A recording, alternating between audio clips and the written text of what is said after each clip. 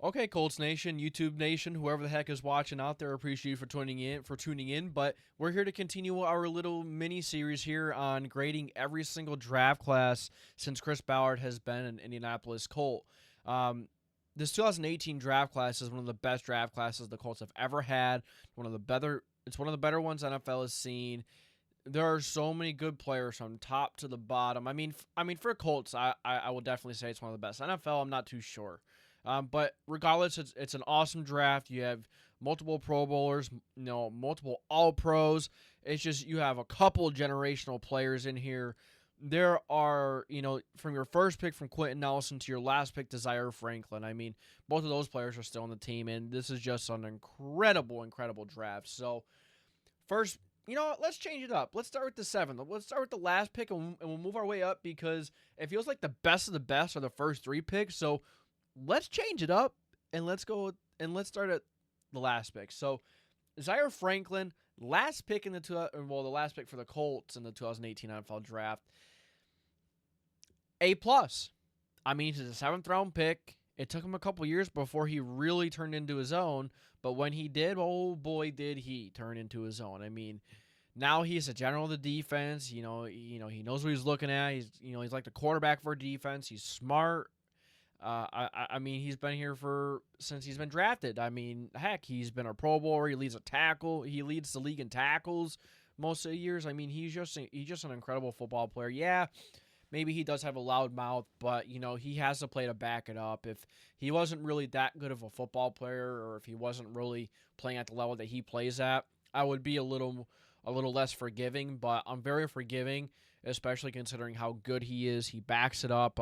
Although I don't really like the disrespect he kind of did against Pat McAfee, and then how that went when he was trying to, the last week of the season, Pat McAfee wasn't there in the suites. None of them were in the suites, so he goes over to the empty suites, high fives, and no one was in there. It's just an act of disrespect. But he did say sorry, did apologize, but he's a damn good player, so I'm willing to forgive him, and he can back his talk up when he does talk, so I'm okay with that. EJ Speed's a little different.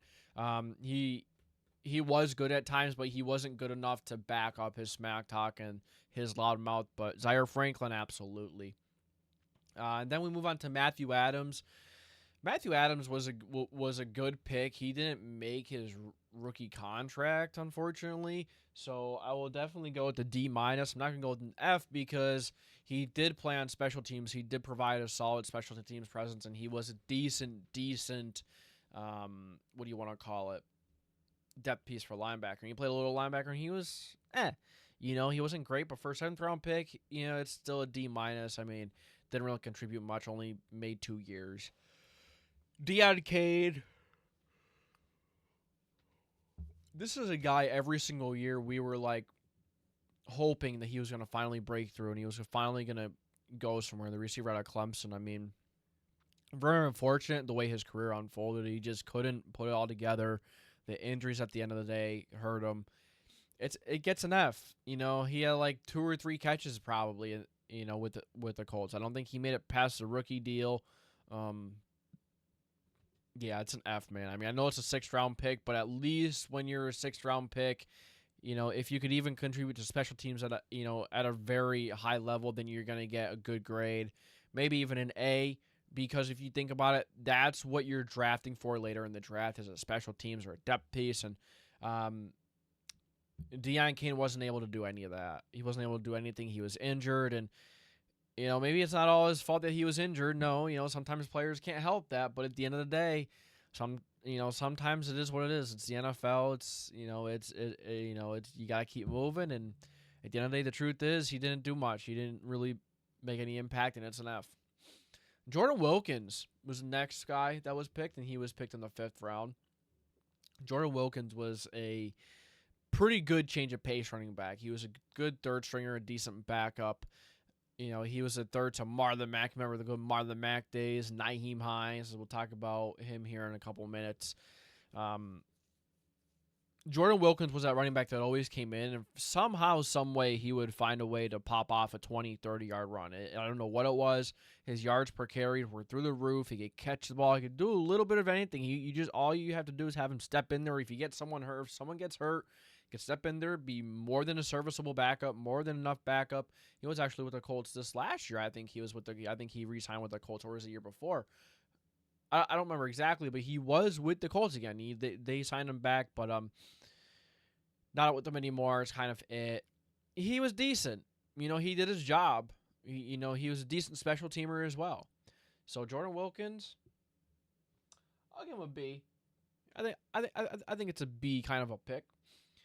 Darius Fountain, it's another like Deion Kane situation. Didn't really contribute to special teams too much. He was hurt a lot.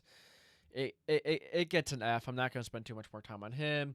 Nyheim Hines picked in round 4. I mean, Nyheim Hines was a fan favorite. It was so sad to see him traded to the Buffalo Bills, but at the end of the day, he wanted to go somewhere else. So Chris Bell was like, okay, we're not going to force you to stay. We're not going to, keep you here if you really don't want to be here. It's unfortunate. He was a fan favorite. We loved Nyheim Hines. I mean, he was electric when he touched the football. Was he, a starter caliber running back? Was he like a number 1 do-it-all workhorse? No, but he was just find a way to get him the ball and he's going to make a big play. He wasn't really a between the tackles kind of a runner. He was more so like an outside runner, like pitch the ball to him or get him on a screen or, get him on, you could even put him in the slot. I mean, Nyheim Hines could play from anywhere, and he was just an electric playmaker, an awesome kick return. I don't know why they didn't use him more, at that spot. So Nyheim Hines gets an A. He lasted his rookie deal. He was signed back, and then he was traded to the Bills, unfortunately. And now I think he's with the Browns. I mean, I wish he could have stayed a Colt. I love Nyheim Hines, and I think everyone else could say the same. We all love Nyheim Hines. This gets an A easily.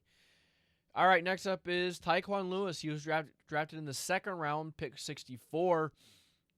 Actually, matter of fact, he was on the Colts until this year.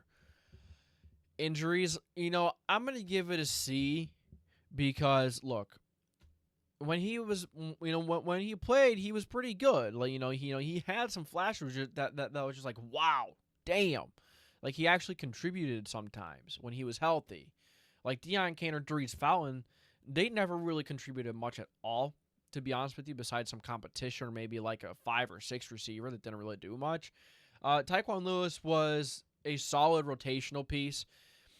If Tyquan Lewis stayed healthy, who knows? The sky was the limit for him, but he just couldn't stay healthy, unfortunately. So it is what it is. But he was with the Colts as long as he was, so he's gonna get a C. I mean, not gonna get an F, not gonna get a D. Good rotational piece when he was healthy. Showed a lot of promise. He was with the Colts for a long time, outside of his longer than his rookie deal. So I'll give him the benefit. I'll give him a C. Kemoko Turay, I think this gets a C. No, let's go with the D. I'm gonna go with the D for Kemoko Turay, the Rutgers defensive end. Let me tell you why. I mean, he was drafted in the second round. Say for Tyquan Lewis, so you could kind of use that argument to kind of lower his grade to a D. But once again, he did contribute a little bit when he was healthy. He did have some really good moments. Kemoko Turay, on the other hand, I mean, he had some really, really good moments as well. Didn't make it past the rookie deal. Pretty sure he went right to the Niners after his rookie contract was up. He had flashes, but just another guy that had a lot of injury issues. But he did have a couple seasons where he had 4, 5.5 sacks. There was a season where he had 5.5 sacks and he tore his Achilles. It's like, come on. Finally, the Colts were getting some kind of a strong presence with him. He was starting to come into his own. He got injured a couple times. He tore the Achilles, and he just never came back. Never was the same. And off to the Niners, and it's unfortunate, but it wasn't the second round. But I'm gonna give him a D. Or D plus. I'll go to D plus. I'll be generous with Kemoko Turay. All right, these next 3 players hit home runs, grand slams. Every single one of them are A pluses. You have Braden Smith drafted in the second, Shaquille, aka Darius Leonard, drafted in the second, and you had Quentin Nelson drafted 6th overall. This is why I saved this for last, because these are the best players of the draft. The first 3 picks are just wicked. They're insane. You get 2 of some of the top offensive linemen in the NFL. Braden Smith, when healthy, and and right, he's one of the better right tackles in the league. Although as of late, even when healthy, he struggled a little bit, but before that, you could count on him being one of the better right tackles in the league. I mean, he has locked up some of the best of edge rushers. He has done a phenomenal job over on that right side since he's been drafted, so he gets an A+. Shaq Leonard, Darius Leonard. It just hurts the way that his career ended. I mean, he was consistently putting up 100+ tackles a year, 150, 140 solo tackles to the roof, the forced fumbles, the fumble recoveries, interceptions, the sacks. If you can name a stat, Shaquille Leonard had a good number of that, of whatever you're talking about. One year he had like 5.5 sacks, 3 or 4 interceptions, 2 or 3 forced fumbles. He was responsible for like 12 or 13 turnovers by himself. It just kind of sucked to see the way it went down. Forced fumbles, forced sack fumbles. I mean, it really stinks because he's like the Andrew Luck of the defense for the Colts, man. Like, the injuries just derailed him. The back injury, when they were saying it was just a minor back surgery. Since the beginning I knew it wasn't just minor. I mean, I know they're medical professionals, they're the best doctors in the world, but it's just kind of, as soon as you tell someone, it's a little minor back surgery, it's worrisome. And he was never the same after that. He was eventually cut, was sent to the Eagles. Didn't really make it over there too long. It just really unfortunate to see the way his career ended. He would have went down as one of the best linebackers to ever play the game if he was healthy. If he got to play out his career. Like I said, he's just like the Andrew Luck on defense. Only what could have been if he stayed healthy. He was one of the best linebackers. He was the best linebacker in the NFL for a couple years there. I thought he was better than Jalen Smith. Back then, you go back to that time, Jalen Smith, and I thought he was better than Fred Warner. Not just saying that because I'm a Colts fan, but I'm saying that because he was better than Fred Warner. You know what I mean? Fred Warner was really good, but Shaquille Leonard, a.k.a. Darius Leonard, was the best. Turnovers, sacks, tackles, a stat sheet stuffer. That's what you call it.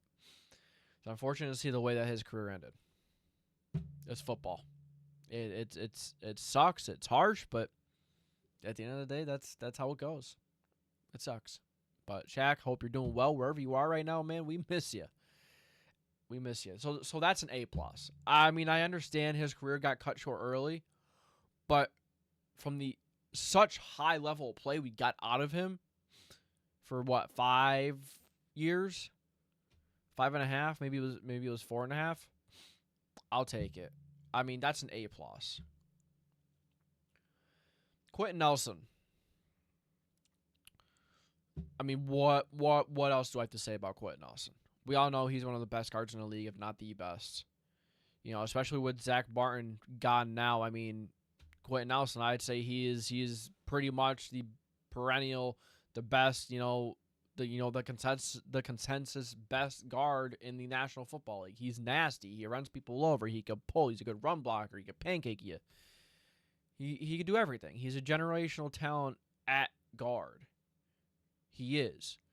And he's been the stone. He's been the anchor of this offensive line. Even though it's been one of the better offensive lines in the league. And Quentin Nelson is a big factor. Is a big reason why that offensive line is as good as it is. Doesn't matter who it is. Doesn't matter if it's Aaron Donald. If it was Aaron Donald.